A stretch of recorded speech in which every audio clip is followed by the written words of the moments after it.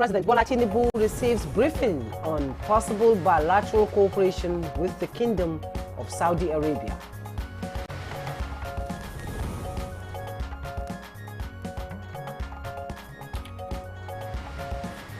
Be assured of petroleum products availability across the country. Minister of State, Petroleum Resources promises.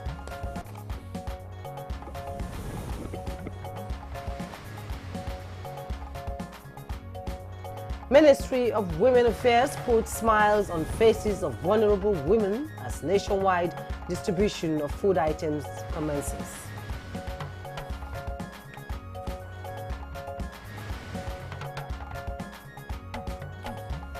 And on Good Morning Nigeria today, we shall examine 2024 in review with special focus on the economy.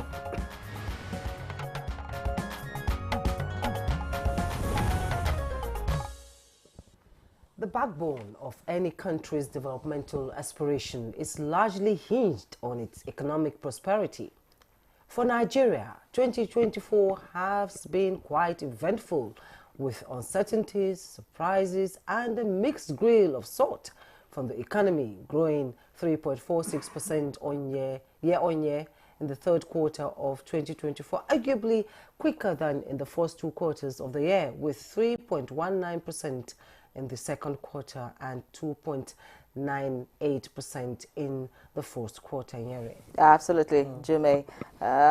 But rather than focus on figures, let's take a critical look at some biting economic issues of inflation, currency instability, and high cost of living, consequently impacting businesses and households, which was further compounded by unreliable power supply. Indeed, most Nigerians will say, I don't want to hear the figures, I want to see what's going to put food on my table. And this year, the power sector dimmed the lights of some businesses, with the power grid collapsing 12 times this year alone. Did you say dim the light?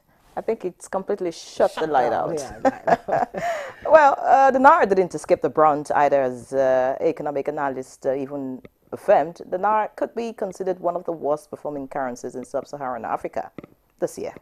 Now, a report by the World Bank says as of August 2024, the Naira depreciated by 43% this year.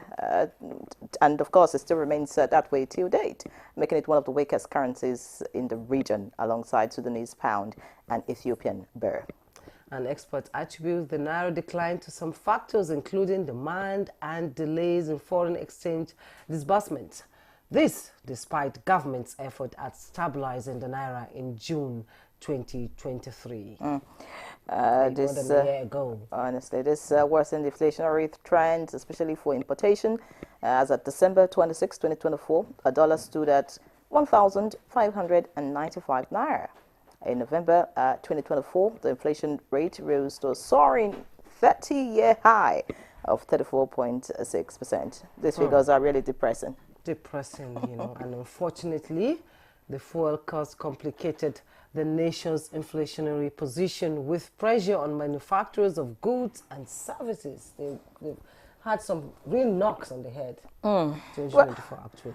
Well, perhaps not tales of woes alone, as the services sector recorded the largest with about 50% of total GDP. Now, this follows with agriculture at 23%, while petroleum and natural gas constitute only 11% of the total GDP.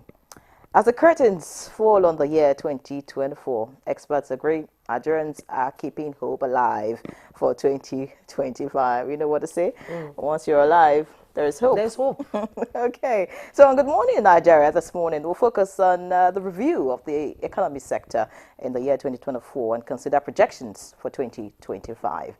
I'm Henry John. This is our outlook on the program today. Thank you for joining us. And I am Juma Yusuf. A whole lot to dissect today on the program here, considering the significant economic reforms which have continued to deepen with increased fiscal, monetary, and sectorial policy actions and have unexpectedly weighed on interest rates. Well, Chukwudi Okolukbaja will be here today for the newspaper review, but that will be after the news. Our newscaster this morning is Comfort Ahmadu. Good morning, Comfort. Good morning, Jumai and Yenri.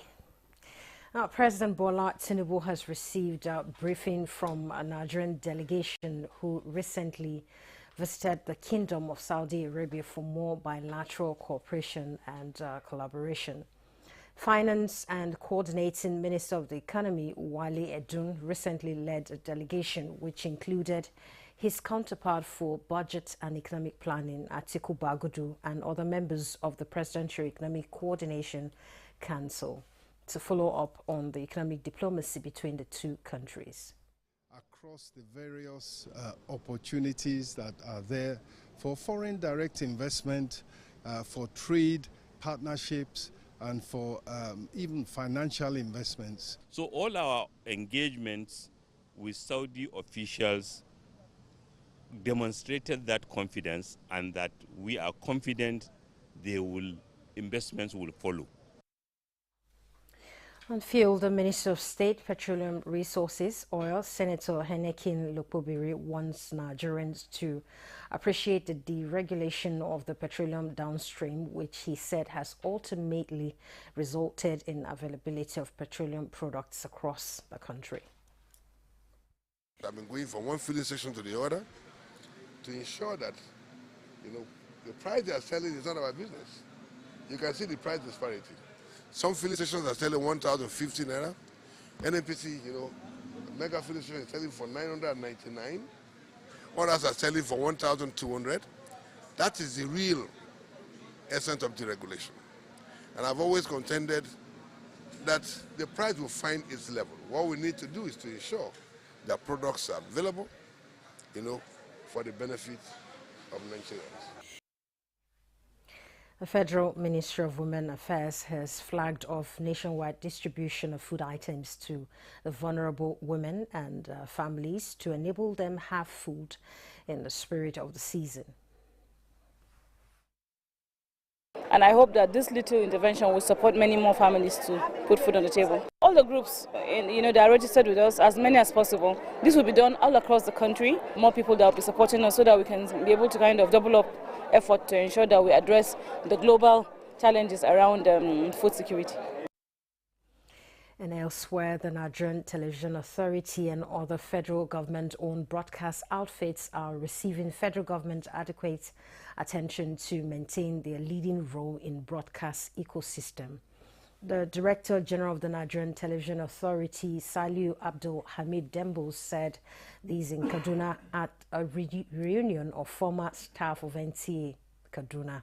Former Director General of the NTA, Mohammed Ibrahim, chaired the occasion.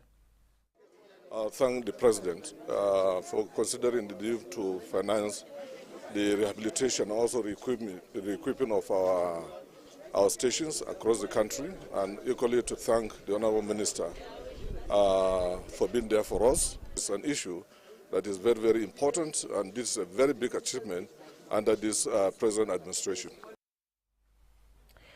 A former president of the United States, Jimmy Carter, has died at the age of 100. The 39th president of the United States, Jimmy Carter, was surrounded by his family at his home in Plains, Georgia. In his final moments, the Carter Center said in a statement Sunday, tributes and encomiums are pouring in. As President Joe Biden says, Carter stands as a model of what it means to live a life of meaning and purpose. Carter was a peanut farmer and U.S. Navy lieutenant before going into politics, eventually serving one term as governor of Georgia and as president of the United States from 1977 to 1981. He was the only former U.S. president to reach 100 years old. And that's the news for now. Good morning. Our direct continues with Yenri and Jume after the commercial break. As this year draws to a close, we would like to express our sincere gratitude for your continued support. From breaking news to heartwarming stories, we are committed to bringing you credible content and delivering captivating programs that keep you glued to your screens. Our team is committed to providing exceptional service to delight our clients. We say thank you to those who have supported us through the year, from government agencies to corporate clients, political parties, religious bodies, and, most importantly, our viewers. As we welcome the new year, we look ahead with a promise to bring you the best in broadcasting as we continue this journey with you. Season's greetings from all of us at NTA. My champs, they use energy at school. Your champs need nourishing energy. Give them the new and improved Milo at breakfast. It has nutrients that support energy release. Milo! Our food, our health, our tomato paste. There is no tomato paste to taste of Naija. There is no tomato paste. Vigico tomato pesto. Tiwani. 100% natural tomato. Namunde. Alelelelelele. Oh. Alelele. Oh. Ale. There is no tomato paste to taste of Naija. Hey Nigeria, ready to breathe cleaner air and save money? Let's talk about gas. Drive with CNG, the smart, cost-effective choice. Fill up for less and travel further. Save money, save the planet. Switch to LPG for cooking. It's cleaner, healthier, and better for environment. Say goodbye to smoke and eye problems. Do you know Nigeria is a gas nation ranked 9th globally with over 209 trillion cubic feet of gas reserve? Gas isn't just for cooking and driving. It powers industries too. Cleaner, cheaper, and more efficient. And the best part, conversion centers are popping up everywhere. It's never been easier to switch to gas. Join the cleaner energy revolution. Choose LPG for cooking and CNG for your vehicles. Clean energy for brighter future. This message is brought to you by the Office of the Honorable Minister of State for Petroleum Resources, Gas, supported by the Nigeria Midstream and Downstream Petroleum Regulatory Authority, NMDPRA. Dear Santa, I have been a very good boy. Please, can I have a special breakfast for Christmas? And also, I want to put a smile on my mommy's face. It's Big Santa!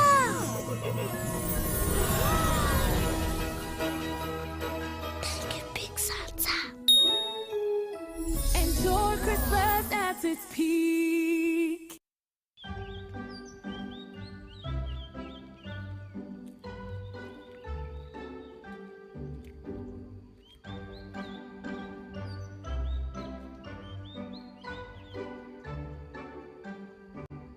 Hey Evie, come and see the cool sales in here. Everything's on discount. Yeah, I saw it already. But you know what? I've been thinking we should focus more on making things than just buying stuff. What? You mean we shouldn't go for these awesome... No. Hear me out, Nkechi. We are always chasing after new toys, upgrading gadgets, and buying things we don't really need. But what if we use that money to create something special? Like what? Anything! Instead of getting another fancy pair of shoes, we could start our own cool business together. You mean we should become entrepreneurs? Exactly! We could use our smart thinking to make something awesome for people. We might even make a big difference in our neighborhood. You know what? You're right. We can learn a lot about money too. Awesome! Let's be the heroes of our own story. Together, we can make a big change and break free from just buying stuff all the time. One right action can make a big difference, right?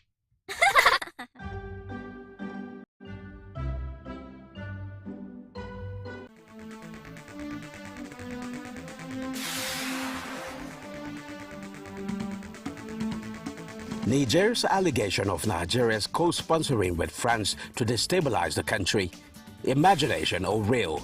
Find out the true perspectives from informed minds and experts on NTA Tuesday Live, coming up on the 31st December 2024.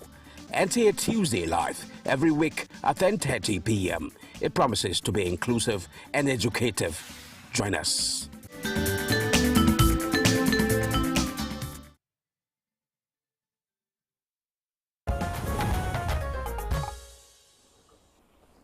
Up next is newspaper review.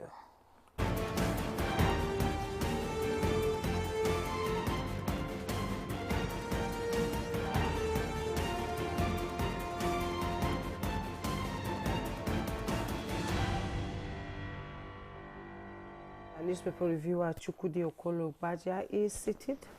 Good morning. Good morning. How are you, Jumai? How was your weekend? Lovely. Yeah, Ray. Chukwudi, good to see you on the last Monday of 2024. How are you doing? So glad we made it. See how far we've come, my baby. I hope you give up singing in 2025. I'm not inside though. I hope you give up singing in 2025. You know, this, do you know that when it's 31st? 2 days from now. Yeah. I have one very mischievous. 31st is tomorrow. Tomorrow, yeah. I have one mischievous cousin. He'll come to your house tomorrow and tell you, my friend, I'm sorry, I won't be able to see you again till next year. You will go talk and you will say next year, that 10 decades from now. Yeah. You know, it's a good thing the year is rounding up on a good note. Now let's go to the papers. I have the Vanguard newspaper this morning. And above the masthead of the Vanguard newspaper, competition between Dangote and NNPC, reason for petrol price drop. That's coming from Ikman. On page 5, global grief as 179 die in South Korea's worst plane crash. With rider Azerbaijan asks Russia to admit shooting at plane before crash. Find the details on page 6 and 26. Sheyi Tinubu reviewing Guard of Honor, gross violation of military tradition. That's coming from former presidential candidate of the PDP, Atiku Abubakar, and Bode George. And just below the masthead, Naira slide threatens 2025 fiscal plan as CBN forex policy flops. Budget rose 74% nominally, but shrunk 23% in real value. Want to know all about it? You go to page 4. And at the side piece of the picture story, police hunters rescue 13 wedding guests after gun duel. You find the details on page 6. No ulterior motive in Nigeria's relationship with France. That's coming from the Minister of Foreign Affairs, Tugar. You find the details on page 26. Wike to Odili, I brought you back to life politically. Find the details on page 5. At the bottom plate of the Vanguard newspaper, budget 2025, experts hail FG for allocating 353.77 billion to foreign affairs. Details on page 8. Army destroys 20 illegal refining sites, arrests 8, recovers 90,000 liters of stolen products. Details on page 8. CAF axe falls on Libya again. What did they do this time around? You have to go to page 31 in the sports segment to find out. And the picture story you see there, Managing Director of the Niger Delta Development Commission, NDDC, Dr. Samuel Okugu, visited President Bola Ahmed Tinubu at his Lagos residence weekend to facilitate with him as part of the Christmas festivities. All right, let's see what the Guardian is offering this morning. The Guardian leads with states spend more than earned to further rely on FARC income. That's on page 6 of the Guardian. Different pictures right here on the front page of the Guardian this morning. But let's see what some of the headlines have. Many federal roads in poor conditions at Yuletide despite Umahi's pledges. Details of that on page 5. And this is coming from Lagos. Lagos churches, mosques, nightclubs to get noise permits. That's on page 6. Below that, 2027, Alia Akume rift may harm APC's chances, North Central Forum wants. All right, politics 2027 already in sight. Away from that, Wike replies orderly, accuses ex-governor of sycophancy. Below that, Atiku faults full military honors accorded Tinubu's son. Page 3 has all the details. You want to find out what's going on. Below that, Serap tasked Tinubu on assets declaration in presidency and National Assembly. And of course, the Naira is in the news between CBN's regulatory pushback and thriving mint market. All right, that's on page 4 of The Guardian. But let's move away from The Guardian quickly now and see what the New Telegraph has today. The New Telegraph leads with politics, and the kicker is year of intriguing politics. How Rivers crisis, hardship protest, cabinet reshuffle, others shaped Nigeria's polity in 2024. All of that on pages 9, 10, and 11 of the New Telegraph. Above that, just below the masthead, 2025 budget repos over 9.4 billion naira, 344 billion naira presidency, National Assembly allocations. That's on pages 14 and 16. And of course, NAFDAC is here, and the agency says they destroyed over 120 billion naira worth of goods in 6 months. Noise pollution. Lagos mandates permits for nightclubs, worship centers. That happens to be on all the papers this morning. FG budgeted 500 billion naira for Northwest Development Commission takeoff, says Barrow, and that's on page 4. Away from that, let's see some other headlines here. Benue Christmas tragedy. Federal government approves border patrol in the area. And one quick headline here. ABUTH begins kidney transplants in 2025. That's a good one. And let's just see this one. Of course, the story on the South Korean plane crash has been read by Jumei from the other paper. A very sad one, 179 dead. And finally, on the red strip, on the bottom, at the bottom of the New Telegraph this morning, we have large meals after 5 p.m. can contribute to type 2 diabetes risk. That's on page 26. Chukudi. The kidney transplant, it's a very big step forward in terms of clinical achievement.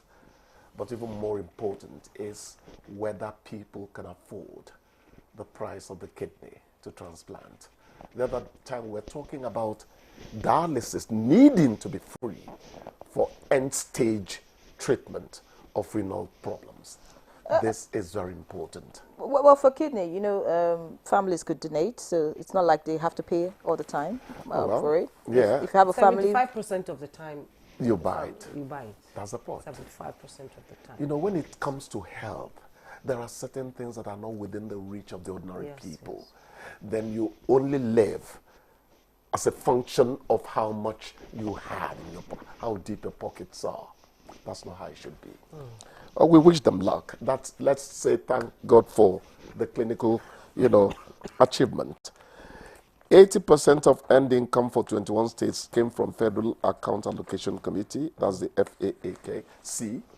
Not very good. Not very good. Because what it means is that if the federal government does not share money, you're not going to live. You won't be able to serve your people.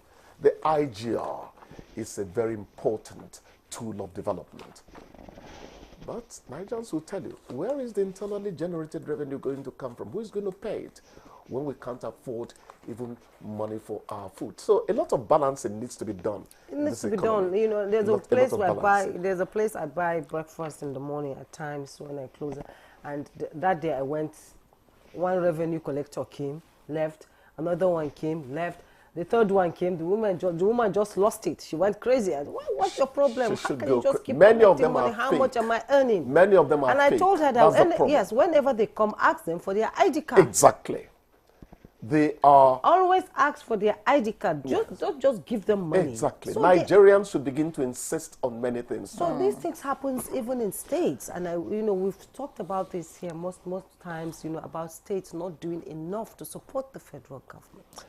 We're very sensitive people when it comes to religion. That's why the tax reform is a wake-up call, which they are resisting because they know they'll have to work hard. Exactly. Yes, and they don't want that. The African man, I keep on talking, it's not a Nigerian thing only. No. The reason Africa does not quite show you pacey development is that old habits die hard. It does. Look at fuel prices. The government said that when it is liberalized, and when the market is free, the prices are determined by market forces, you would have a situation where you find that this filling station is selling fuel 20 naira or 40 naira higher than the filling station that is just 8 poles ahead. Yes. They are now in, come and buy my own, come and buy my own. So these things really work. People say that economic index does not work in Nigeria. Do not work in Nigeria. That's not true. And I wonder why people are Look at what is happening. Because we've had the tax system from history. Exactly. Where kingdoms pay tribute to other bigger kingdoms. It's all tax. Do people so what is new here? Understand it? What is new? I am happy. They say that businesses that earn less than, have a turnover of less than 50 million or thereabout are not going to pay tax. Yes. I think that's where my business is at the moment. So, let people at least... You're what 50 million? You know, I allow small boys who lay me for road with my jalopy. The point is, try to understand what is being said before you begin to agitate and say. Many people do not understand what is being said. But that's not to say that the government is... well, to balance that, maybe you say... an angel. Maybe you would also say whatever is being said should be said as plainly as possible so that it's understood. It's understood. The messaging matters.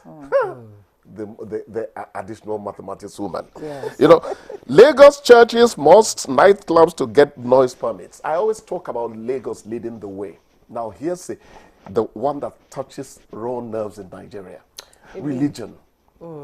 Those blaring loudspeakers, they do not work like that in London. My friend said, when you sing in church or mosque in the UK, the sound does not come outside. It's built to go inside. This is going to be a very, very tough fight by government because we have our religious sentiments. Those of us in Wuse too don't sleep because of the noise from the clubs in the night and the bikers. A lady told me, because I'm one of those who are against it, whether it's by Christians, whether it's by Muslims, Nigerians can have their sentiments. Those things won't grow us if we begin to dwell on sentiments. So a lady told me in my car, he said, Oga, you're one of the people who speak up about this. The other time somebody was holding a vigil, it was not even that he was disturbing my sleep. My 5-day-old baby could not sleep. Yes. That was a sin being committed against another human being. Look, let us wake up and love our neighbors as ourselves and stop blackmailing people with religion so we can grow. Jimmy Carter is dead at 100 years. Jimmy Carter, his wife Rosalind went first. Yes, she did. Jimmy Carter was like a dove. There was something about that man. You saw a godly person in an American president with awesome powers. May his soul rest in perfect peace. Amen. May his soul rest in perfect peace. And may the souls of those who died in the plane crash over the week. 2 of them are actually the Azerbaijan, the Azari flight. Moscow has not quite said they shut it down, but they said Ukrainian drones were in the air, blah, blah, blah. You know, this is the second time Russia, have said it's actually, you know, surface to surface missile that took it down. Those bullet holes. But the rather pathetic one, 179 dead and only 2 people walked free. The South Korean airline. Jeju airline. The crew. That one brought tears to my eyes. Their souls rest. It was just 2 flight attendants that walked free from that crash. All right, many thanks, Chukwudi. The undercarriage would not come down. Thank you, ladies. We have to let you go. I am bouncing back to sector. I'm happy by His grace we are going to make 2025. Of course, but the next Monday we'll be seeing you. It will be 2025. Hope to see you tomorrow, by the way. Bye-bye, ladies. Enjoy. All right, we'll take a break. When we come back, we'll get into the conversation on Good Morning Nigeria today. Stay with us.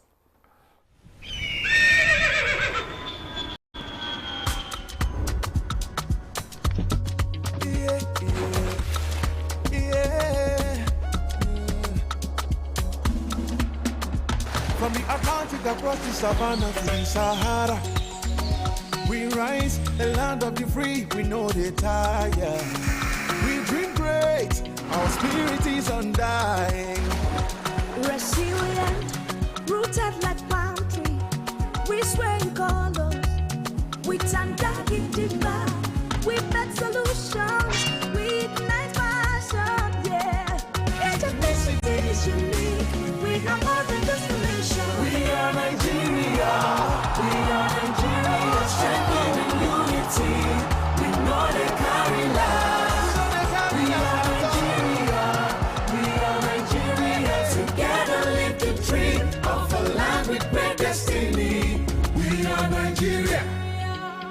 I am the real Nigerian. Brought to you by the National Orientation Agency, NOA.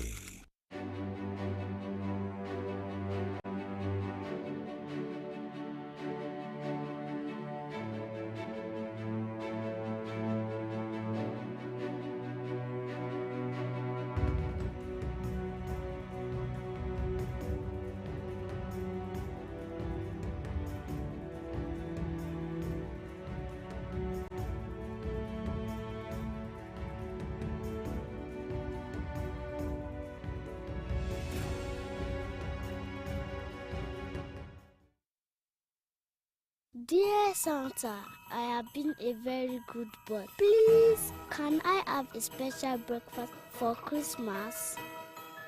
And also, I want to put a smile on my mommy's face. It's Big Santa!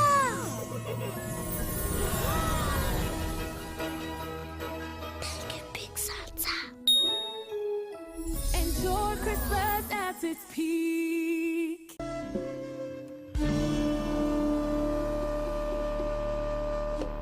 I think Amaka should just move out of the house.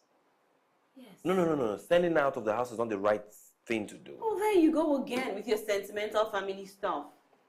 Baby, if our aim is to stop this affair, it is best achieved under our roof. You do something terrible and you'll be acting innocent.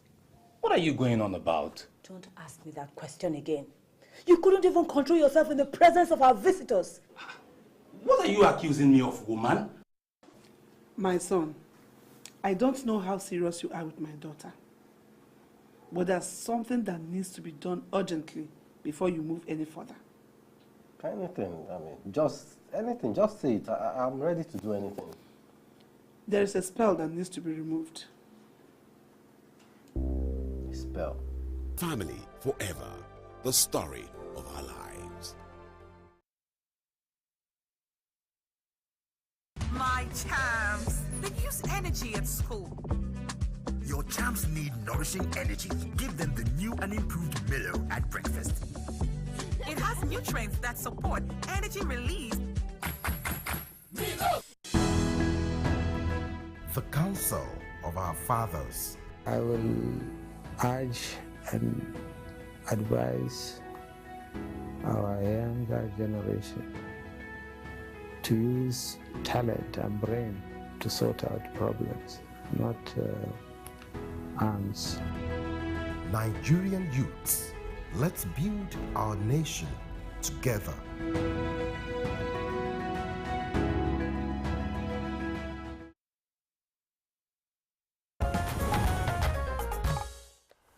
You're watching Good Morning Nigeria on the network service of the NTA. And to begin our conversation, to push this conversation, here's a background report put together by Timothy Yusuf. Nigeria's economy in 2024 has been shaped by various factors, including global economic trends and domestic policy reforms by the present administration.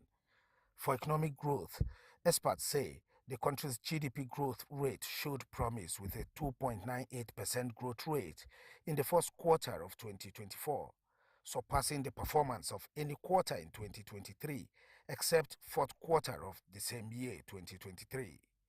The growth is expected to continue, with projections suggesting a 3.0% to 3.1% growth rate for the year.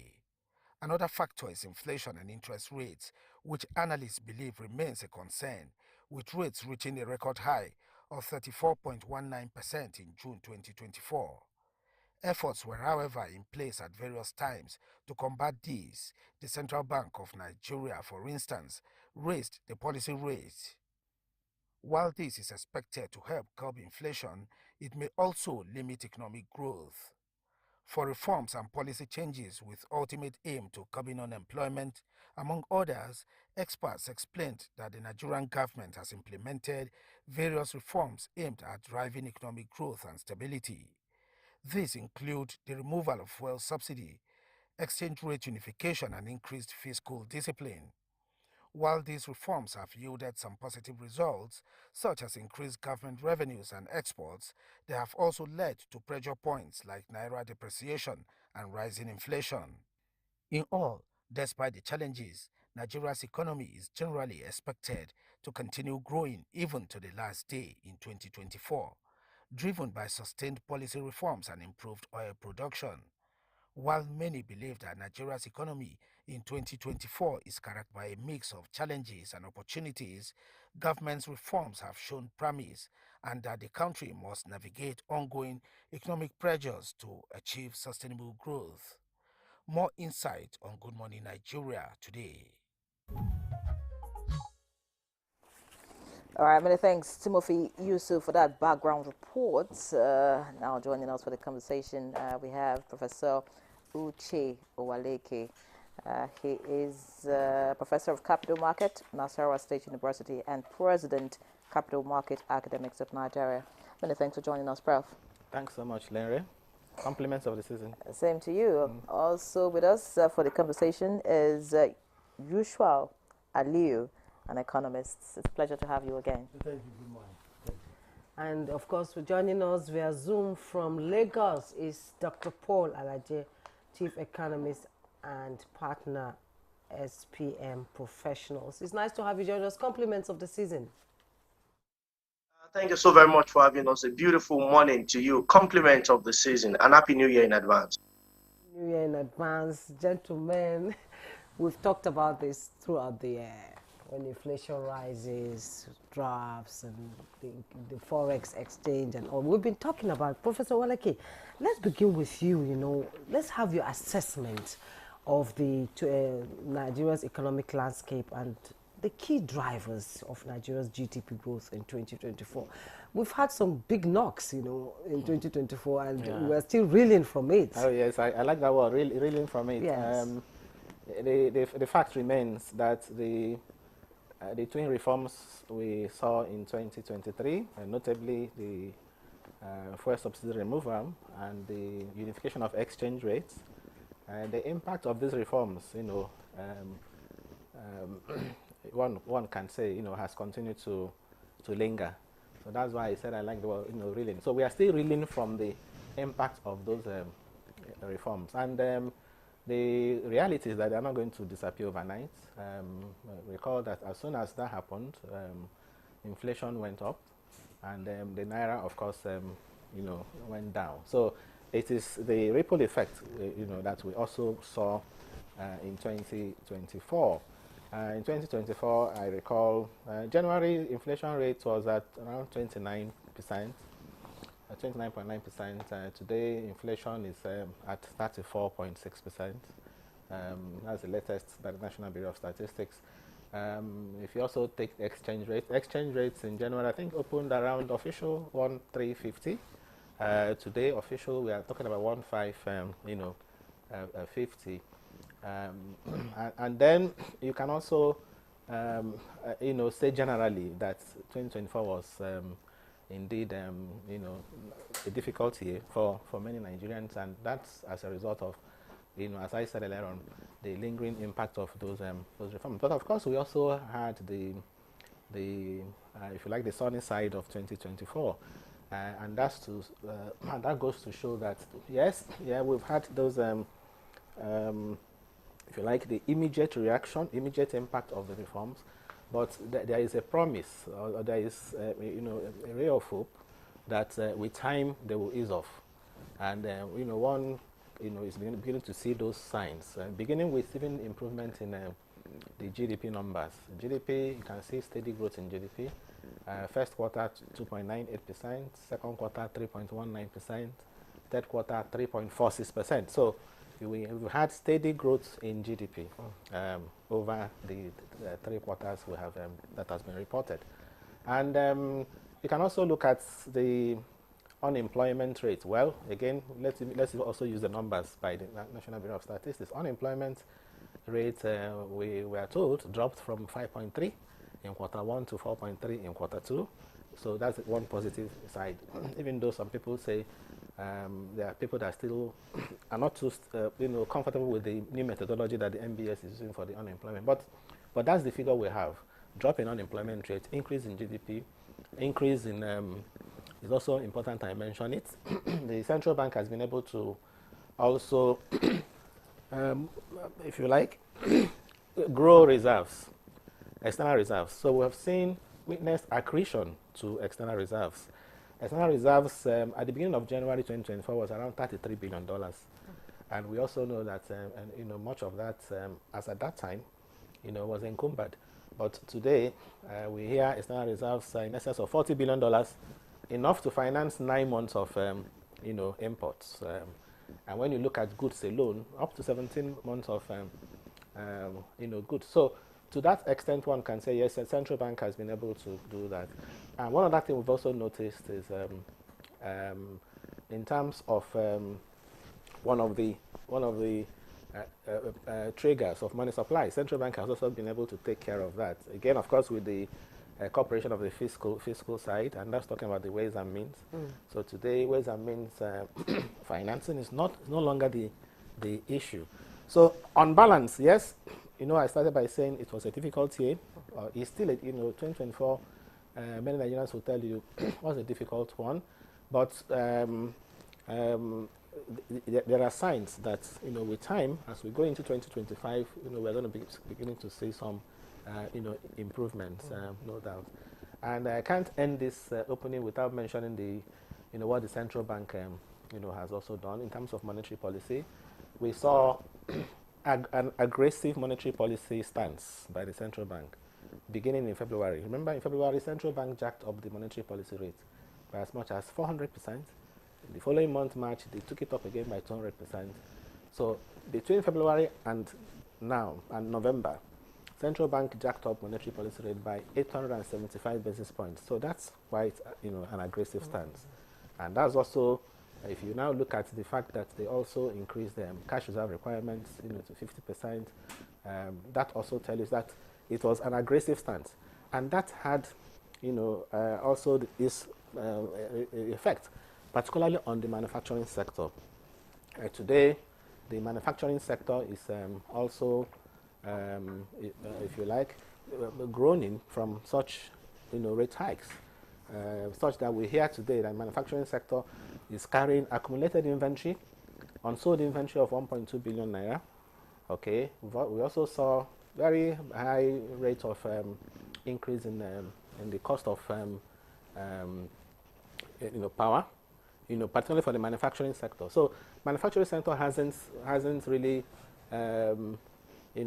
found it easy, and that is also reflected in the GDP number for manufacturing. If you notice, the manufacturing GDP has been declining from quarter 1, quarter 2, quarter 3.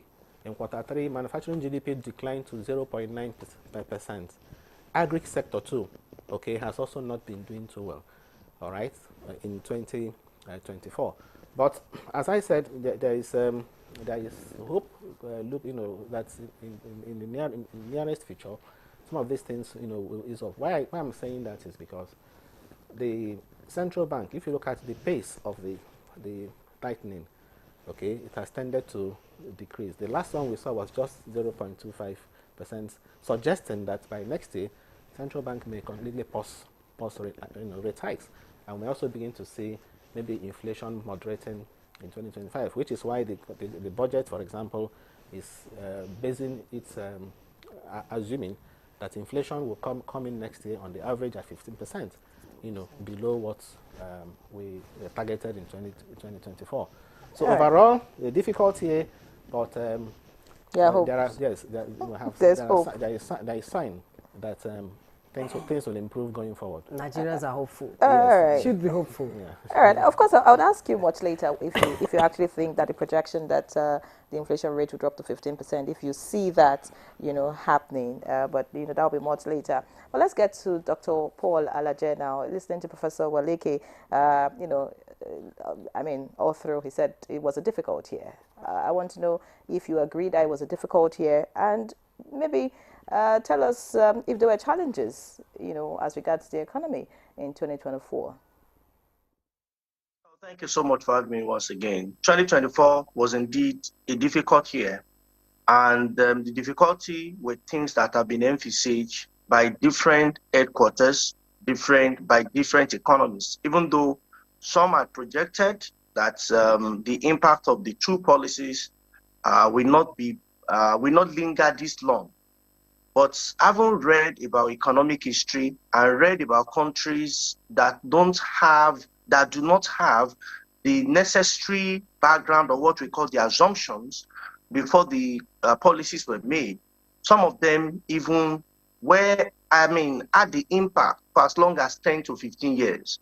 Recall that in 2024, this year, the World Bank chief had mentioned that this policy, for us to have the full positive impact that we want, it might take up to 10 to 15 years. If we sustain the policy, the hope that we aspire, the hope we want to get will certainly come. So 2024, starting with the GDP growth rate, we have seen an improvement in GDP from what it was last year to this year.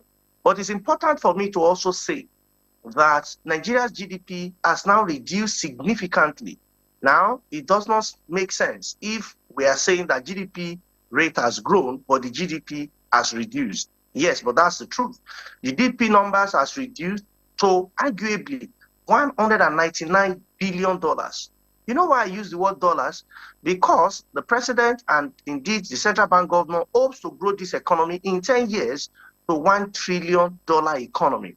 When you're comparing countries, you will no longer compare with their local currency, except and unless they're a global economy. For Nigeria, they're a global currency.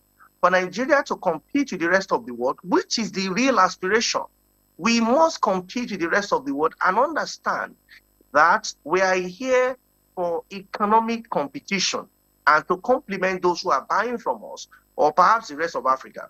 So it's a bit of worry that in 2024, our GDP reduced by half. Why? Because of our policy of flotation. Some persons will call it right-sizing. So this policy, according to the World Bank, took 10 million people as of October into poverty only in 2024. But what are the good things about this policy? A lot. First, you saw revenues that is shared at FAC. More states have more revenue. You see local government have revenue. And indeed, the federal government also have more revenue. So this policy has put revenue on the table. The worry here is that most of those revenue are not trickling down to our people. They are not trickling down to roads enough. They are not trickling down to rail enough. They are not trickling down to infrastructure enough. And what is the impact of this humongous increase in share? Two things. First of all, it's partly responsible for inflation. It's partly responsible.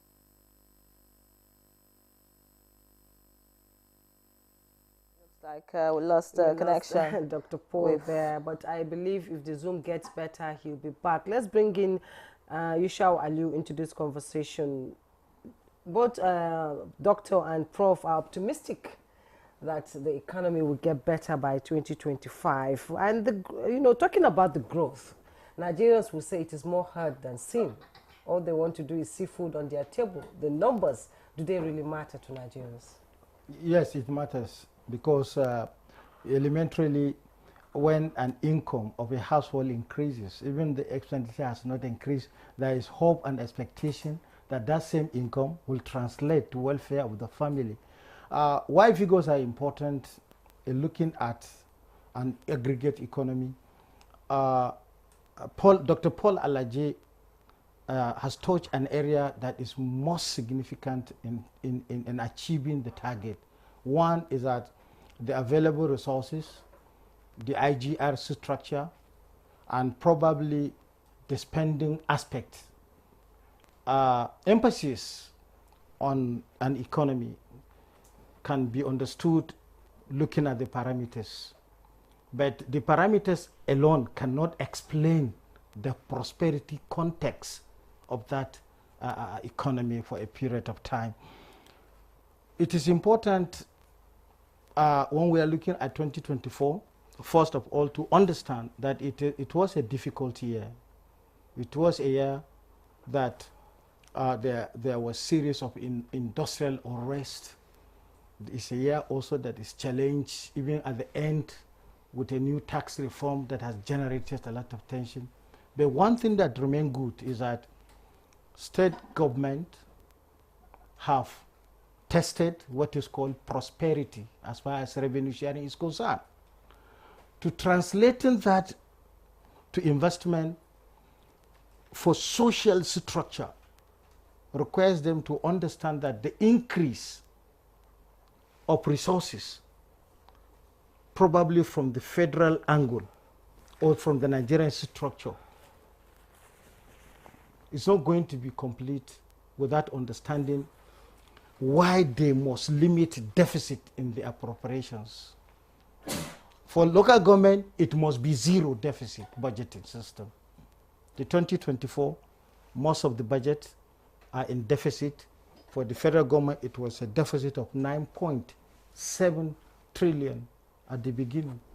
So the borrowing aspect, as allowed by law under fiscal responsibility, was a very challenging in 2024 because we choose to borrow and also not translating because of conditions that the economy finds itself. Like I said, it was a turbulent year with an industrial unrest. It's a turbulent year for many households. You know, once households are deficient in the market structure, it affects the growth of the GDP. And that is why today you find out that if the figures increases for the government, the revenue sharing increases. But to translate that to the prosperity is what we need to have a very formal system of putting investment where it is necessary. All right. Many thanks, Yushua Aliyu, for your opening thoughts there. I'd like to get back to Professor Waleke. And, you know, I'm just thinking, you know, as we go forward in this conversation, when you spoke earlier, you talked about unemployment rates getting better. And Dr. Alaje, when he spoke, talked about 10 million Nigerians went into poverty. So I'm trying to relate that. You know, if the employment rate improved, then 10 million people became poorer. I mean, just speak about this. You know, usually you says the numbers are good. We need the figures. But you know, like Jumei said, for the average Nigerian, it's about the reality. You know, how many can still afford, you know, to put food on their tables? How many can still afford to send their kids to school and all of that? So speak to us about what the reality was. You have spoken about what the NBS said, what the numbers say, but tell us, what was the reality for the Nigerian in 2024? Okay, yes, thank you, Lanre. It's important I also, you know, mention the numbers, because that is what we have. That's what is before us. When I was talking about the inflation number, I cited the NBS. When I talked about the GDP, I cited the NBS. So it made sense that if I was also citing unemployment, I should also refer to NBS. That's why I refer to NBS. That according to NBS, unemployment rate dropped from 5.3 in quarter 1 to 4.3 in quarter 2. But I also added a caveat. If you noticed, I said that people are still there are people that are still not in agreement with the methodology that the NBS is using to compute the unemployment rate. Remember, before this time, under the old methodology, unemployment rate was as high as 33%. Then when they changed to their new methodology, where they expanded the working age, band, working age band under the old system used to be 15 to 64 years. Okay, remember, unemployment is the percentage of the working age that is not employed. So the denominator was expanded. Instead of saying 15 to 64, they now say 15 to and above.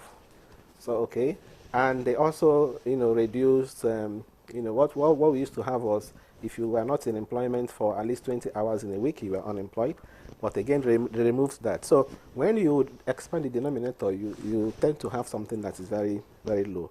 Again, they said they did that because they wanted to conform with the International Labour Organization's standards. But that's for the MBS. And as I said, a lot of people are not in agreement, including myself. I don't think that for us as a country, we should adopt methodologies that don't actually reflect the true situation that is on ground. Okay. Now, yes, part of why you hear people talk about yes, we say GDP numbers increased over the three quarters, up to the point where we now have 3.46%. But of course, Nigerians will tell you they can't feel it. Okay, this GDP you talk about is just a number.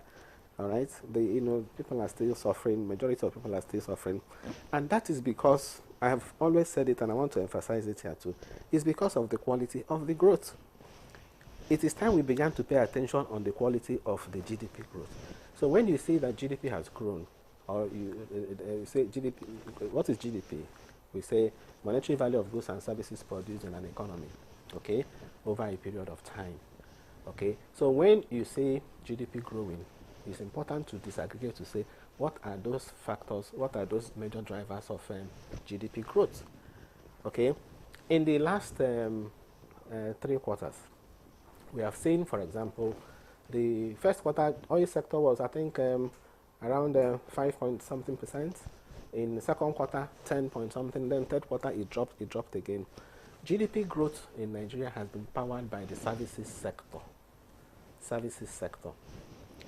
Okay, such that the real sectors of the economy, the productive sectors, the sectors that have a lot of potentials for job creation, like agriculture. Agriculture has not been doing well, unfortunately. The last numbers that MBS released, agriculture contributed 28% to GDP. Okay, so if you disaggregate according to sectors, agriculture is actually the highest contributor to GDP. Of course, we know services as a whole contribute 50-something, but agriculture, that has agriculture has, four subunits. Okay, you have crop production, you have fishery, you have livestock, you have forestry. Of course, the bulk of it is crop production, contributing 28% to GDP. So a sector that contributes 28% to GDP and employs maybe over 60% of the population should be given attention. It is because agriculture has been growing tepidly. The last GDP growth rate we saw was 1.14%. Agriculture. That is why today people are saying they can't feel the GDP growth you are saying, because what is powering it is services. It's the banking sector that is growing at by over 30%. Okay? If the banking sector is growing, for example, and you know there's a limit to how many people the banks can employ, it is not an employment elastic sector. So even when it is growing, okay, you don't find that reflecting in the lives of the ordinary Nigerian. And that's why today, it's the service sector that appears to be enjoying. The banks are declaring profits. Okay? The stock market is also doing well. Today, the stock market year-to-date return for the stock market is 36%. Okay, which is higher than the inflation rate of 34.6%. So it's only in the services sector that you can afford to say, okay, this sector is doing well. But the manufacturing sector is being strangled, is strangulating. I just told you the number 0.9. Facing accumulated inventory, low capacity. If the manufacturing sector is being strangulated, agriculture is not performing. Yes. What does that mean? Why is there hope for 2025? Yeah, that's why I told you that the quality of growth is important. Okay, so going forward, the government should be focusing on the quality of, and let me also acknowledge that it would appear that this has been recognized. The president in his media chat, the media chat, if you watched it, kept talking about output, kept emphasizing output, because that is what will actually as the magic. We need to grow output. Okay, and that was why I was happy when he talked about the things they are trying to do in the agri space, particularly mechanized agriculture. He talked about tractors that are 2,000 tractors that are going to come in from mechanized agriculture. So it is output that will that's the game changer. Okay, so we need to grow output. As you are growing output, of course, you are creating jobs. All right. So for me, the attention should be on agric and manufacturing. And for manufacturing, again, we need to create an enabling environment. Okay, for this to enable environment, and what's that enable environment? The key one is power. Power. Okay, energy. Let me say energy. And when you talk about energy, you're talking about not only electricity, but you're also talking about fuel. These two are very important. And that is also why I think that in the area of energy, okay, I also want to admit that in the area of petroleum, maybe we are beginning to see some improvements in petroleum. All right, if you look at the competition, would appear to be have started driving down, gradually the price of petroleum products. Competition between the Dangote Refinery and NNPC. And we want to see more, more people come into that space. Competition should actually drive down, the price. So if we can deal with the energy sector, okay, bring down the cost of fuel, bring down the cost of electricity, okay, particularly for the manufacturing sector, okay, that is when you begin to see output, and that's when you begin to see, if you find Nigerians, saying that they can feel the impact of the GDP growth. So power is important, energy is very critical, and then transport infrastructure, you can't overemphasize it. Even when you produce, okay, today I understand even in Benue State, large, tons of yams are being produced. But why are yams still expensive? Because of the cost of moving them from, where they are produced, the farms, to the market. So cost of transportation infrastructure should be, is also an important aspect. So if the government can, and even if you look at the MBS numbers, inflation drivers, if you look at the 12 classifications by the MBS, there are 12 divisional classifications. Food, housing and transport account for 76% of the pressure. Food, housing and transport. So if you want to deal with inflation in this country today, deal with the food, deal with transport, okay, and housing. Once you're able to tackle food, particularly output, what will happen? You are bound to see inflation rate crash, because the major driver of inflation in Nigeria is the food. Yes. And that's why today inflation rate, you hear the average inflation rate is 34.6, right? Yes. But food inflation is 40%. And disaggregate it according to states. MBS says in places like Sokoto State, for example, last month, food inflation came in at 51%. So in Sokoto, 51%. Okay, so that's a real problem. So Nigerians cannot feel the impact as far as food prices are on the rooftops. Indeed. Yes, so we need to bring them down. How do we bring them down? By producing. And how do we produce? By also having the right environment. And I've talked about power of energy. I've talked about transport. Monetary policies. Yes, yes. Monetary policies is another side, of course, that will also help to reduce the high interest rate environment, so that farmers can also access credit, or manufacturers too, not just farmers. Okay, can access credit at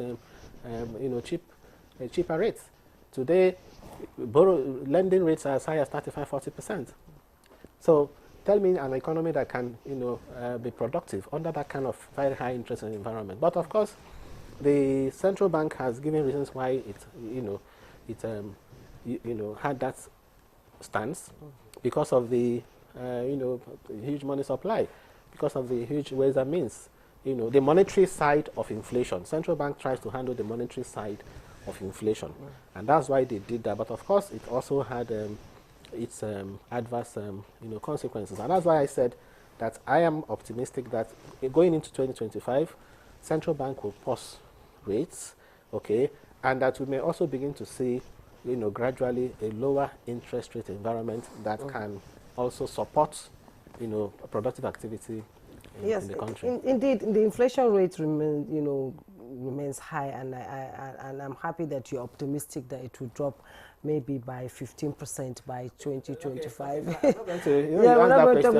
have to go to Dr. Paul, Mr. Professor Owaleke is optimistic that the inflation rate may drop by 15%. And from the picture you painted when you were in your opening comment there, 10 million Nigerians out of job. And I'm sure if Muda Lawal is here in the studio, he will tell you that the manufacturing sector is the worst hit in this country. Diversification of the economy is important for us to get a stable economy for this country. Some may say it's a global thing because some countries are still, trying to recover from the 2020 COVID-19 that has affected a lot of economies around the world. And I read in the Business Week that Nigeria is at least trying to improve. At least Nigeria is pushing to make sure that the inflation rate comes down.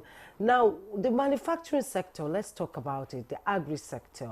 These are in other countries, these are sectors that contribute more than maybe 70% to the GDP of these countries, and these countries are flourishing. They don't have oil. Is our overdependence on oil a factor in our economy being the way it is now? For having me once again. First of all, the contribution of oil to Nigeria GDP is indeed less than 10%. So it's really not oil that is even giving us. The challenge is that the revenue oil gives to us as a nation when it comes to foreign exchange is more than 80%. And maybe to be decent, I may want to say 70%. But in the real sense, it's more than 70, it's more than 80%. So how will an activity that contributes less than 70%, less than 10%, give you foreign exchange? That is foreign earnings of over 80%. There is a big issue. There is a lopsidedness there. And perhaps in economics, there is what we call Vivado Pareto. He said he brought a Pareto principle, 80-20 principle. We need to look at that. How best can we generate revenue? How best can we impact in having foreign exchange other than using oil? But what are the real critical sectors? And which country do we want to be like? Which country comes to mind with the size of our population, the positioning of our country in geography, with the quality of our people? One of the blessings we have is our diversification in tribes and language. It shapes our consumption pattern. How do we maximize these benefits as a nation to make our country great and to make us a production hub? One country that has done that successfully is China. China voted 40% into manufacturing and production, 40% in building factories, and they did that sustainably for 15 to 20 years. Look at our policy. Can we say that 2024 budget, 2023 budget, 2022 budget, 2018 budget, 2017 budget, and 2025 budget? What percentage of these budgets across 3 presidents is looking at putting energy in factories? How many percentage is looking at that? At best, the single item in 2021, 2022, 2023, 2024 to 2025 is debt service. So if you ask me, what do I think 2025 economy will look like? I will tell you to look at 2024. Why? Because of what we voted to debt service, because of what we voted to defense, because of what we voted to education, because of what we voted to health. How can we expect 15% inflation rate? It's not background for it. There's no basis for it. What is there? My very good friend, Mr. Ali, is in the studio. We tell you, how can you expect 15% inflation rate? What determines inflation rate? And you can run the econometrics. Any researcher watching us now can run the econometrics before the end of the show. If they gather the number from MBS or even World Bank or any organization, they will tell you the report. The policy environment, if it remains the same, I'm sorry, you cannot have 15% inflation rate. So what must we do? First, what is driving inflation? Inflation drivers can be broadly grouped into 2. I agree with MBS on 12 classification, but when it comes to talking about the drivers, the kinds of inflation, not the types. The types in economics is demand pull and cost push. But the kind, you have what we call the monetary component and you have the non-monetary component. Here is it. What is the monetary component? Monetary components are caused by 2 things. First, creation of money, quantitative easing, printing money. That is what we saw in the last administration. We printed over $50 billion. We printed it without adding economic value. So we thought, how are we not going to have inflation? Currently, we brought flotation policy that further weakens the currency that was already weak. So when CBN is rating interest rates, but on the other hand is promoting flotation policy, I see it as double wala for everybody. Like chasing your own tail. So over the years, we are making the policy, we are not seeing impact. How will you see impact? When the policy is what we want to achieve. So that is why when you what does it mean to you and I? The price of Congo of Gari has increased. The price of tin of rice has increased. The price of bag of rice has increased. The price of loaf of bread has increased. Why? Flotationary policy. That policy in itself is not bad, but it is not good for an economy that did not prepare for it. So because there are nations that have adopted the policy, but they have the fundamentals. Their formal sector is stronger. In Nigeria, the formal sector has the lower proportion. The informal sector is larger. So we need to look at policy countries carefully and look at policies that work for them. What is my proposal? We need to start today by reconsidering again the Naira. It's not what we want to hear, but it's the truth. If you don't pay, there is no way forward. I'm sorry. If you continue to float, I'm happy. The central bank has found a way to sustain the rate at 1,500 official rate. Because right now, there are evidence that they are perhaps coming to the market to support. Because how many countries are keeping their votes in the dollars? Many. How many countries are keeping their votes in Naira? Apart from Nigeria, where else is their foreign reserve and they kept it in Naira? So it's important for us to wise up, to know that we cannot be holier than thou. We need to do something about exchange rates. See, with all the gains Prof mentioned, and my brother, my friend mentioned, Mr. Liu, all the gains that we have made, do you know that if Naira goes to 2,200 next year, all the gains will disappear? What should we therefore do? We need to find a way to go back to manage floats and not print currency. That is what damaged the last gain we made in the previous administration. You see, medical doctors, when they give you prescription of drug, maybe malaria, take some drug, they will tell you, at this time, don't take fruits. So when economists give you prescription, it's important to ask, what is it that I must not take? If you take fruit and you are taking malaria drugs, some malaria drugs, I tell you, you will not see the impact. It's not that the policy is wrong. It's not that the approach is wrong. It is that you are reading economic textbooks, and these textbooks did not explain application of every other thing to you. And what are the countries that have done this? Germany, we've seen it in Japan, we've seen it in a few other developing countries that have adopted this one. So that's number one for me. Number two for me is energy. And Prof cannot say it, it cannot be overemphasized, but it's important to stress some things. Why all of us are having this conversation and people are watching us at home is because there is energy. You can ask me a question because you have energy. A nation where energy is too expensive, it will be too weak to perform. So what will our leaders do? Federal, state, local government, I'm happy President Tinubu, one of the first bills he signed is that energy should also be domesticated to state. We need to ask questions from our state leaders. Lagos State, I've started seeing some few things here in Lagos. It was supposed to be holiday yesterday. I went out based on instruction to check areas and the impact of government in the life of people. And I saw some for myself. But what happens in other states with high inflation? What happens in other states with high unemployment?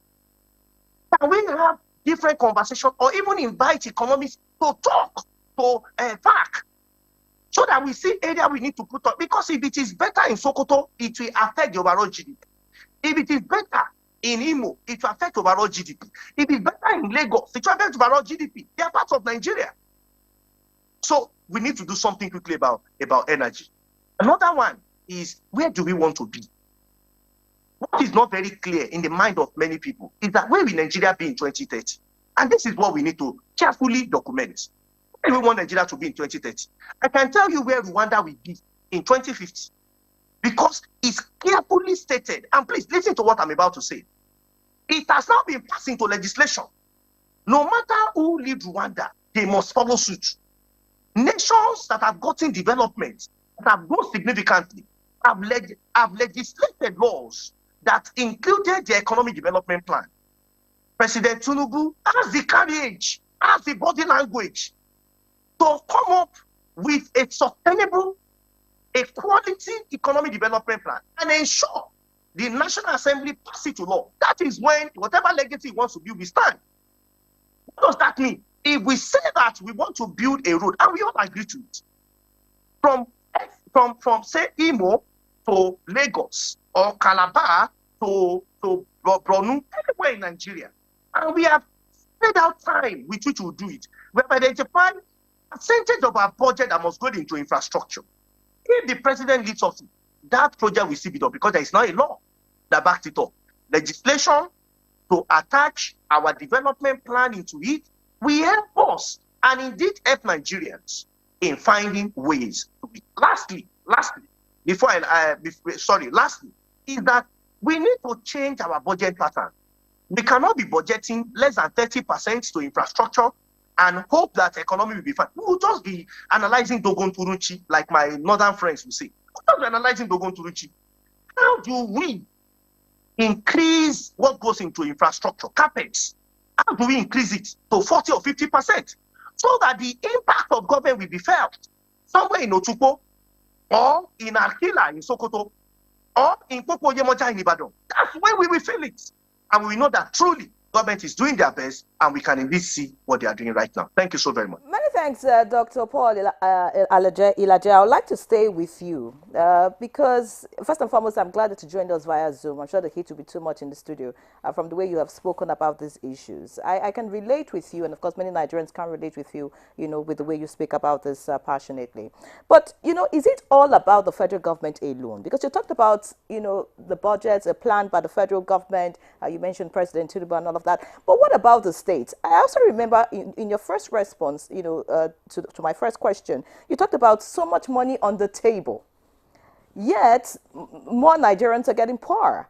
And this money on the table are also on the tables of the states. Yes, I'm sure it will get to the local governments very soon. But what role should we be seeing states play in all of this? Because, I mean, it's not just about the federal government, being at the top and, trying to see how things work. If a state decides to do otherwise, I mean, the people in that state will still be poor. And of course, like you said, it will affect the nation. So what should we be seeing happening in the states? States have very significant role, very important role to play. You see, if you have only federal government run an economy in the kind of structure that we run, we will be like a man that carried the entire load of the whole world and is standing on one leg. States' role cannot be overemphasized.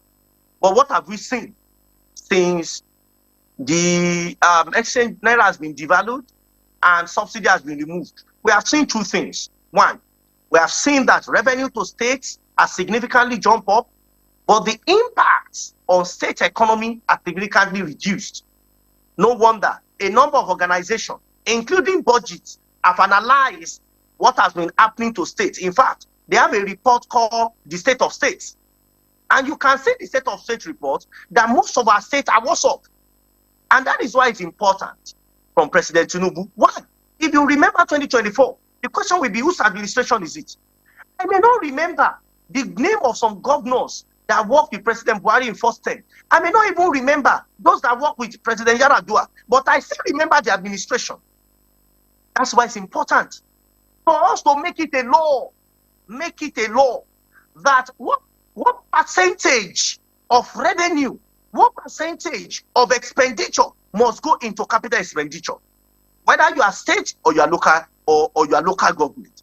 You see that when this becomes mandatory, and government can also say through perhaps NFIU to help monitor or through direct spending, it will really reduce the impact of wastefulness that we have seen in some states, and it also makes states to become innovative.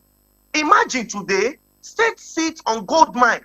When they say gold mine, revenue potentials that is beyond coming to Abuja to make revenue.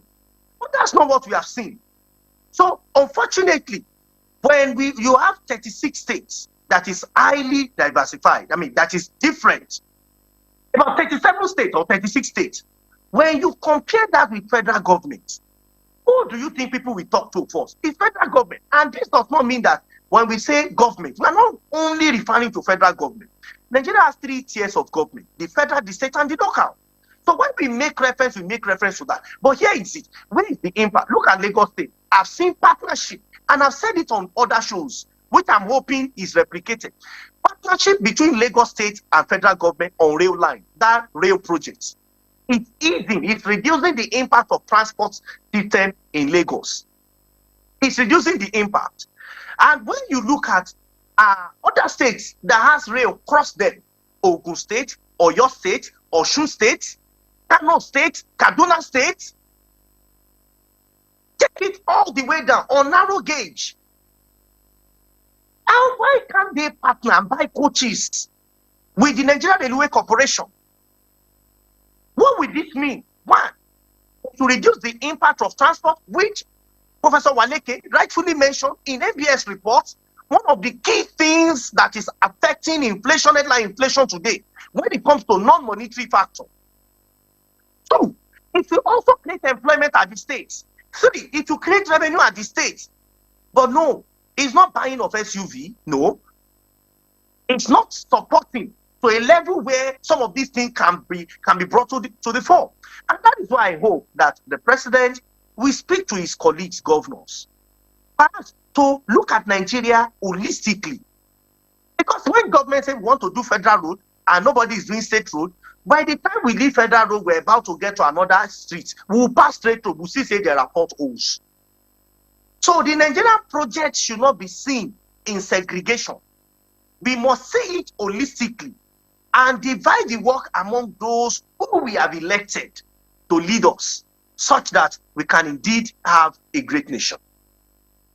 Dr. Paul Alaje, you've raised a lot of pertinent questions, and I'm sure Yusha Aliu here is itching to answer because he has a passion here. Every time we have a conversation here in the studio, he always says the state must contribute to the GDP of the federal government and not allow the federal government to do it on its own. Yusha Aliu, you know, you've talked about it on so many, different forums. States must contribute. Yes. Now we are seeing this administration saying local governments will have what it takes to contribute to the GDP with the local government autonomy, having more powers, having more accountability there.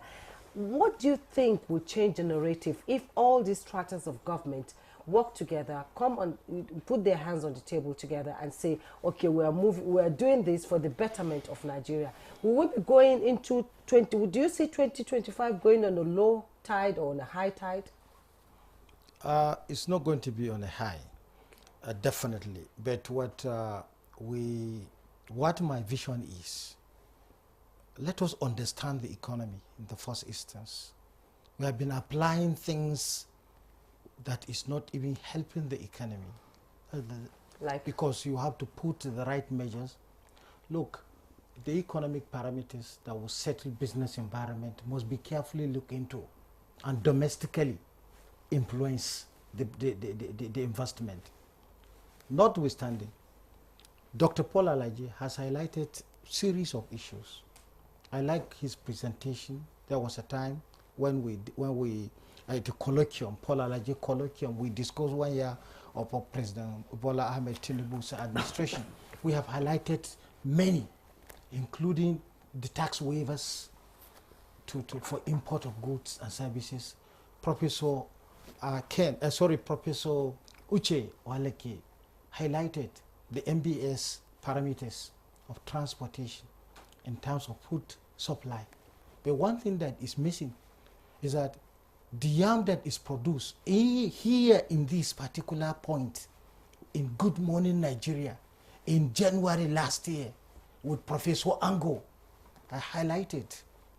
So we are not going to see that because I was in that axis, and I am good to say again that I was in that axis day before yesterday. Last year, I was in that axis.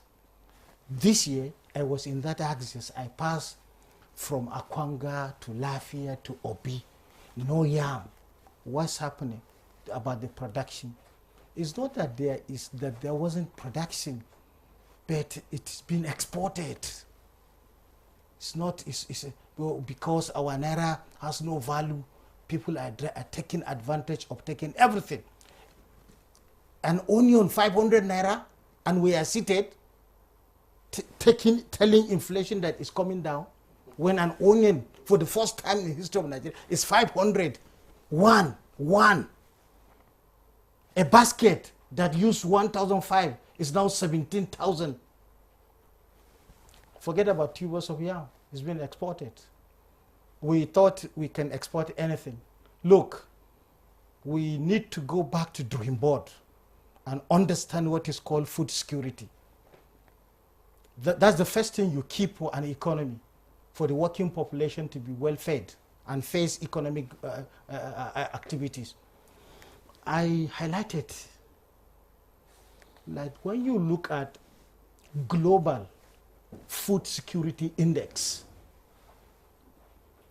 while discussing with Senator Anthony here some weeks back, when I spoke about security, food security, and security content of budget 2025, and I said it's just a trade-off. Once you put high security, elementary economics reveal you are either buying military gadgets or you are buying butter. So the food security index, if you study it and understand how it works, food security index, the first is availability. So when I pass through Benue, Nasarawa, Lafia Road, no yam, availability is not there. That is one. Second, affordability. These are the parameters. After availability, then affordability. The third one is quality, as emphasized, quality and safety. So when you take all these bundles of parameters and you check your food security index, then you now compare whether you use purchasing power parity to look at the purchasing power of your consumers and then compare them, because we must compare. Because if we are consuming AGO or PMS imported, then definitely you have to understand what you are losing in terms of employment. But for the food security aspect, it's revealing two. One, we must strategize our agricultural production from the security point of view to input point of view to also production point of view, because whatever that we are calculating to achieve under whatever macroeconomic scale we are trying to measure, we are measuring productivity. And the productivity has to do with efficiency. And efficiency has to do with the working condition or the production method applied to produce goods and services. So therefore, it is fortunate, Mr. President, to understand, yes, of course, there is a series of reform, and also there are different angles to which these reforms are being looked into. The World Bank is having a different perspective. The President is having a different perspective. The governors are also having a different perspective. Because that's why Dr. Paul is saying there must be law. Yeah, and that is why there must be law. And that is why today, just because of tax reform, the entire governors are quiet, are now booked in one group because of sharing. Nobody is talking about the rate charges, but their emphasis is on how to share, who is to benefit from the sharing, not looking at the burden. And I have said that these reforms are necessary for our economy to grow, but human face must be applied, because the democracy in itself is just applying human sense in leadership. All right. Many thanks, usually. We need to pause for a break. When we come back, we'll continue the conversation. Please stay with us.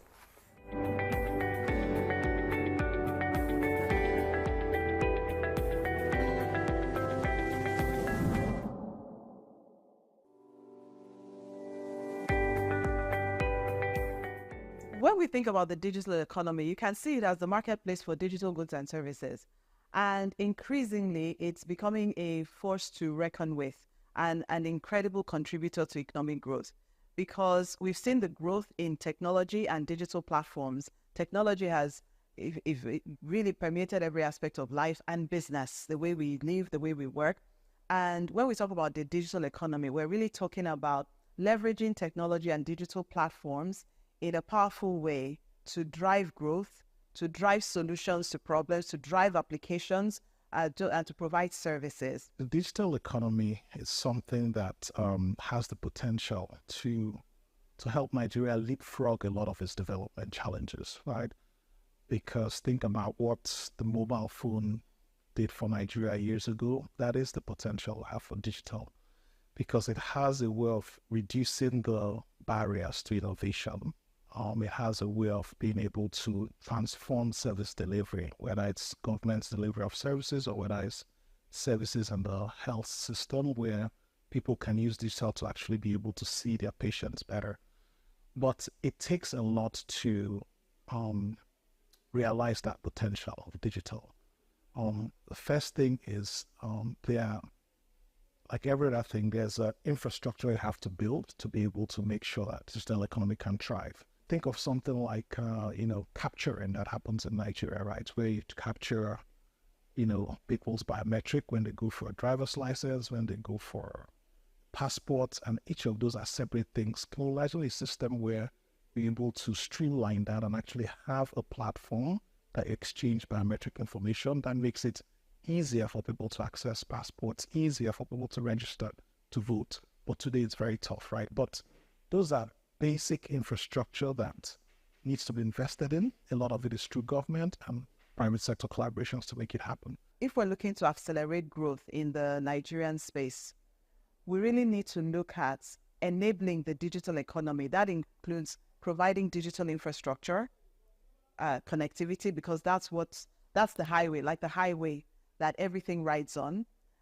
We need to think about digital capacity building in terms of the suppliers to the economy and also the consumers within the economy. So a robust digital literacy initiative. The good thing about technology is that, one, it helps you to transcend boundaries.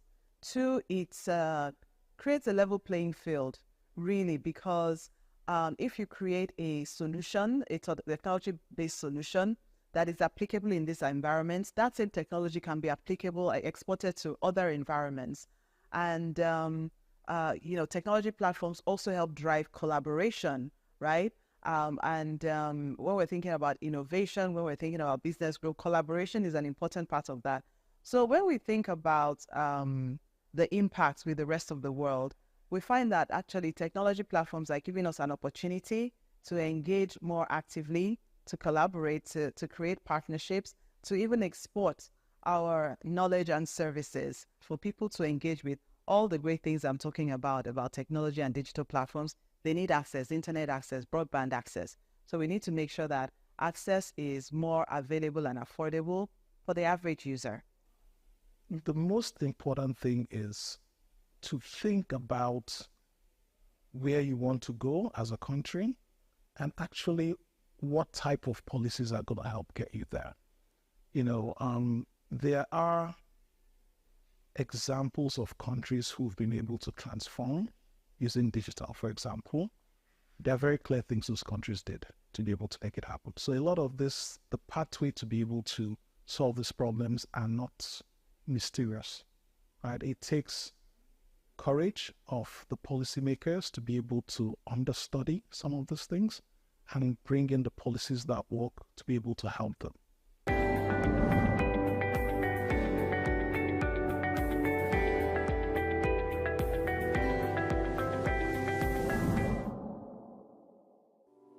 The federal government of Nigeria warns vandals of national assets, electricity transmission towers, cables, and other facilities to desist from this act of sabotage.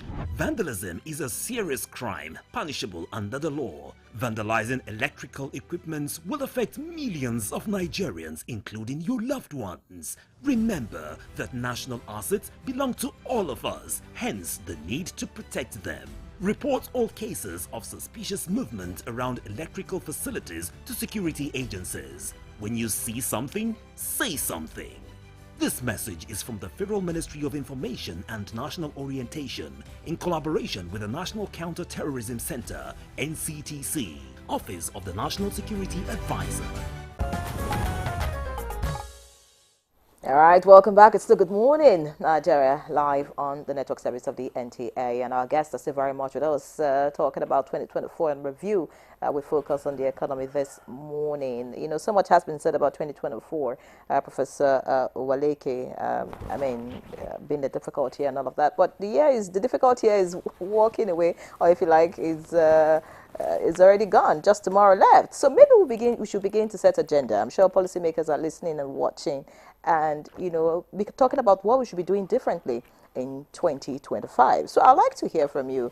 First, I'd like you to respond. Dr. Alaje has already responded, saying that 15% inflation prediction not likely to come to pass. But I want to hear what you think about it, and some of the things that we should be doing just so that 2025 is a much better year. Okay, thank you so much. Well, I also share the view that 15% inflation targets for 2025 would appear, ambitious in the sense that right now we are talking about 34.6%, and for you to move from 34.6% to 15% on the average next year, appears, a tall order. Recall that even in 2024, what we targeted was 21.4%, but what we have now is very far from that. So 15% may not be realistic, but that's not to say that inflation rate next year is not likely going to moderate. So I want to believe, I'm optimistic, that inflation rates, average inflation rate for 2025 will moderate, below, much lower than where it is today, even though it may not hit 50%. Why do you think it will moderate, by the way? Okay, yes. You see, I had told you that the major driver is food, okay? And if you look at what the policies around agri, for example, okay, I think those policies are likely to reduce the food pressure. And of course, again, what the government is in the area of security. No, but how fast will those policies, reduce the food pressure? It will be another question, because Joshua has already said at the moment, this is harvest season, for yams, and then you don't have yams on the street. Yeah. Is it next year when, people are planting, that you want to have food on the table? Okay, wait, when we talk about rates, the targets for a particular year, we are looking at the average, what it will, average all through the year. But let me say that the food thing is very critical. Okay, we can't overemphasize it, and that's why I think the government should also pay more attention to food. I was in Banjul, Gambia, some 3 weeks ago, on a study visit, and this is a small country, 2.7 million population. Banjul inflation rates, February this year, was around 15%. Food inflation was 17%. Okay, but today the inflation rate is around single digits. Okay, in Banjul. And what did they do? It's simply, focusing on output. Okay, the massive food production is what brought down inflation. And I think we can also do it here. Massive food production. Okay, which is why I think when I say focus more on agriculture, on food, okay, the government can also look at the budget and see how they can allocate more to, food, particularly in conjunction with the, with the states. I was looking at the 2025 budget, trying to see where we can pinch, money here and there, and I realized that out of the, if you look at the executive proposal, where you have the breakdown, okay, that has 1,308 MDAs listed. 288 of them, okay, say they want to procure motor vehicles in 2025, motor vehicles, and obviously many of those motor vehicles will be for their chief executives. Okay, now I added the cost of those motor vehicles. If you sum up the cost of those motor vehicles, you get like 113 billion naira. Okay, and I'm saying, what if we decide to say, okay, these chief executives, why don't you postpone the purchase of these vehicles to say 2026? Okay, so that will free up the 113 billion. If you divide 113 billion by the senatorial districts we have in this country, we have 109 senators, right? Each senatorial district will now get 1 billion naira. So you can use that as a seed money to start maybe one district, one product, program. All right. So something like that can focus on food, you know. So each district, okay, will now focus on, use that to start, well, of course, with the state's government donating land, you can start something like that. We've had this one local government, one product project that has never worked because of poor funding. So I'm saying such things that have worked in Japan, worked in Malaysia, you know, working in Malawi, this one village, one product, projects, you know, we can also do that in Nigeria. All right, so food is very important. Now, on the part of the central bank, I would also like the central bank to support this food project, since food is the major driver of inflation, and central bank has the mandate, you know, to maintain price stability. So central bank is worried about inflation, and food is driving that inflation. So it therefore stands to reason for the central bank to also support any effort that is meant to also boost food output. Okay, you know, the stance of the central bank now is that they are no longer going to be involved in interventions, particularly in the food. You know, under the previous regime, we had anchor borrower, we had all that. Okay, I understand why the central bank now says they don't want to get involved. But it's important they begin to rethink that, to see how they can reform whatever that was in place before, you know, restart it and see how they can intervene in the agriculture space, particularly through our development finance institutions. Okay, there's need to recapitalize Bank of Agriculture. Okay, if you look at the 2025 budget, they simply voted 10 billion naira to recapitalize Bank of Agriculture, Bank of Industry, Development Bank of Nigeria, just 10 billion. That's grossly insufficient. So we need to recapitalize Bank of Agriculture, possibly restructure it, bring in private, sector players, to ensure that that bank is in a position to also finance, agriculture. So that's what I expect the central bank to do, to see how they can also begin to see, intervene in the agri space, and particularly for the environment, production, business environment. Okay, I would also like to see a situation in which the reforms, go to enable business environment, and that's why I want to, urge Nigerians to support the tax reforms, that are currently going on, because one of the things the tax reforms, get to do, the reforms are get to do, is to, if you abolish the multiplicity of taxes that businesses are usually, faced with. So when you remove multiple taxes, for example, because the reform is trying to streamline all those taxes, to a single digit, okay, and also reduce taxes in some cases. Part of what the reform is saying is that companies' income tax now for large companies, okay, the plan is to reduce it from the current 30% to 27.5% next year, and even to 25% by 2030. Okay, so if you look at those reforms actually, critically, you realize that there are reforms that are actually meant, to protect the poor, okay, to, if you like, and allow businesses breathe. So that is very important, and that's why I think that Nigerians should support those tax reforms, so that the business environment, can improve. Yes, and Nigerians need to understand the tax reforms. Like Nyere said at the onset of this program, that more education on the tax reforms is needed. Absolutely. For Nigerians to understand it, and maybe they'll be able to accept it. Professor Uche Waleke, Professor of Capital Market, Nasarawa State University, and President, Capital Market Academics of Nigeria. Thank you. I hear you have another event to go to. Thank you so much for coming. Thank you, Jemai. Thank you so much. It's a pleasure having you. Happy New Year. Yes, Happy New Year in advance. Dr. Paul Alaje, Professor Waleke has talked about issues of foreign direct investment, and that is one area we really need to talk about.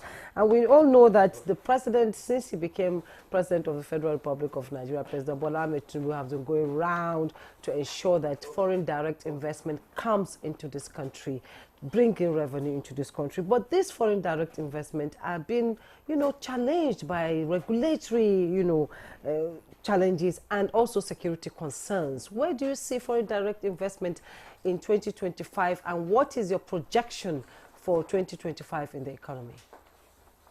Thank you so very much for having me. First, in 2024, foreign direct investment were attracted only to 2 states and perhaps FCT. Of all the 36 states, only 2 to 3 were able to attract foreign direct investment. President Tinubu made a lot of effort in 2024, from trips to Asia, to Europe, to Middle East, all in the bid to attract those foreign direct investments. What did we not do? What is it that we did not do in 2024? We need to do well in 2025. One thing that must be done is institutionalization. You see, reports across the world, especially financial, economic reports, at what investors read first, including JP Morgan and others. So the international community that want to invest, especially foreign investment, we first read about us before they even see us as a people. So what are those reports saying about us? How do we better represent ourselves as a nation that investment can come into? Two, the things we also put everywhere. It's important that there are some information that should be better presented to Nigerians. And this does not mean we should guide the media. No, people should be free to say what is right, and perhaps to better present what is wrong. But here is my point. In 2025, it is important for us to attract foreign direct investment, but in which sector? Most of the time, over 70%, over 60% of our investment have gone into portfolio investment, buying treasury bills, buying bonds, buying, putting money in the stock markets. But all of these have not saved us in the last 2 decades. Where should this foreign direct investment go into? Factories. What is the odds that is not making the money go into factory? Number one, security. Number two, the quality of our money. They like it when our money is weak, but if they want to go back, if it is weaker, then they are discouraged. So what should be our central economic goal is stability. For investor, in the short term, investor wants weak currency. In the long term, they want stable currency. So what must we do to make the investment environment, currency environment to be stable? That's what it should be. That is what should be the goal of monetary policy maker. Because when you look at our macroeconomic parameters, stability is number one when it comes to monetary policy. Either either price stability, which is measurable through inflation, or exchange rate stability, which is measurable through foreign exchange, to see whether we are improving or decreasing. So what we need to do is to make policy that we make relatively stable. And some of this policy will come from monetary authority. Three is governance. We go back to states. How do you present your state as investable? How do you canvass? I see the former presidents, I think last two presidents, especially President Buhari, and I've seen President Tinubu demonstrated this back to back. Taking governors with him to meet foreign investors or to different countries. What are the things those governors are taking along? What are the projects that are profitable? What are the projects that people can get employed in? What are you bringing to the table? As a businessman, don't say you are just government. Business people want to see what you are bringing to the table. What risk are you bearing? Are you guaranteeing us of land to say that, don't worry, your CFO will come out in the shorter period of time because you are now the chief executive? Are you guaranteeing those investors that the road that we get to your factory, we will make sure we tie it and make it priority? Are you guaranteeing that there will be dedicated transformers? Are you guaranteeing that security in that area will be provided? Are you guaranteeing that government will take some of the outputs? What are we guaranteeing? Our conversation must change. Our Babariga look must change. Things must change. That is when foreign direct investors can believe that truly we have skin in the game. That's when they will believe that truly we want them to invest. And that with our population, which is a blessing in a way, that when they come to invest, we're going to do that. Three, what can we do to make foreign direct investor come? Laws, which a few countries have done this before. If you check, this is NTA, perhaps the largest network in Africa. But NTA cannot be seen without having a television or using a mobile phone to watch online. But let's say with television. What is the television brand in my office or in my house or in the studio? Are they made in Nigeria? And government is saying, you know what? If you are coming to invest in Nigeria and you want to start a TV production in Nigeria, we will give you 1, 2, 3, 4, 5, 6, 7, 8, 9, 10 advantage, such that those who wants to import, and you can imagine how many TV stations we have in Nigeria. I mean, television sets we have in Nigeria. How many? But if you are producing in Nigeria, these are the things government will give you. In fact, if you cannot fully produce in Nigeria, come and assemble first. All right. Thank you very much, Dr. Paul Alaje. Because of time, would have to, pause you just so that we can round off the conversation. Very valid point you have made, honestly, and I mean, this calls for concern. But when you talk about laws and you hammer on it, the thing is you could have laws on paper, but I mean, implementation would also be another thing, and all of that. But let's get to Yusuf Aliyu as we begin to round off the conversation. I mean, so much point has been made, but surprisingly, no one has talked about corruption. I do not know if it increased in 2024 because he talked about Dr. Paul Alaje talked about having more money on the table, not in the pockets of Nigerians. So where are these monies? Will be my question as I think. And is corruption affecting our economy in any way? And then of course the debt profile. As at June, the debt profile had increased by 23.33 trillion to 121.61 trillion. I do not know what it says at the moment, but I'm sure the NBS will come up with that statistics much later. Yeah. And we're still borrowing. Is this the way to go in 2025? That's why I said in the beginning that we just have to bring policies that will limit the deficit by the state and even the federal government. The essence of subsidy removal is to generate new funds so that we can have enough. And also the other avenues of generating taxes and the rest, when you quantify it, there is no need for us to continue file a deficit. But for corruption, we are on television network worldwide.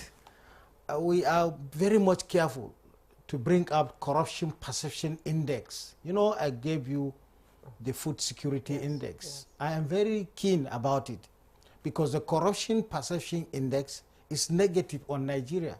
And that is why you saw me smiling. Mr. President on Media Chat was also shying away from it. So, but the truth of the fact is that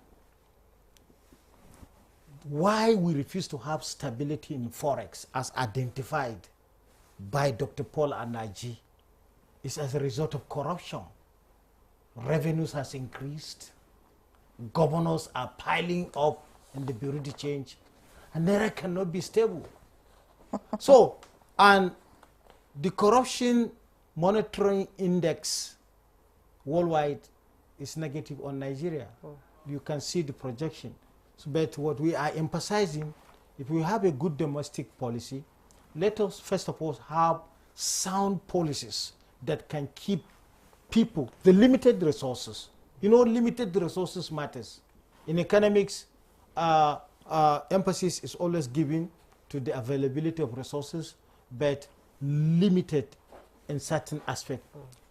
Projections made in terms of our revenues and the loopholes associated with the revenues are all identified.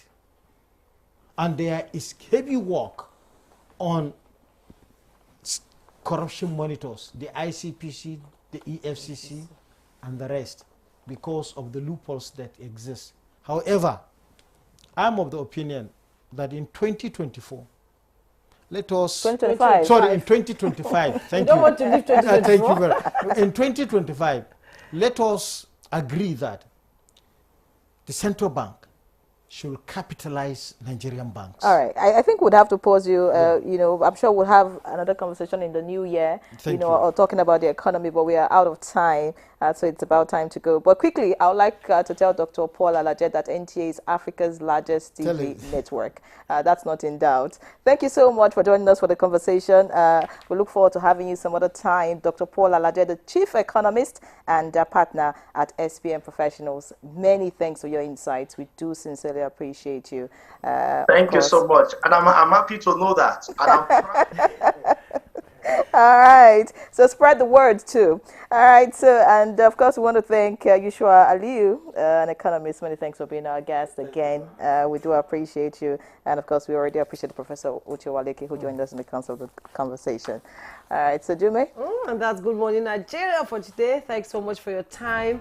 I am Juma Yusuf. Enjoy the rest of your day. And for you, you'll be seeing them in the new year. Of course, yes. I will. I'll be here tomorrow. Remain tuned. Happy New Year. Remain tuned to the NTA. I'm Ian Ray John.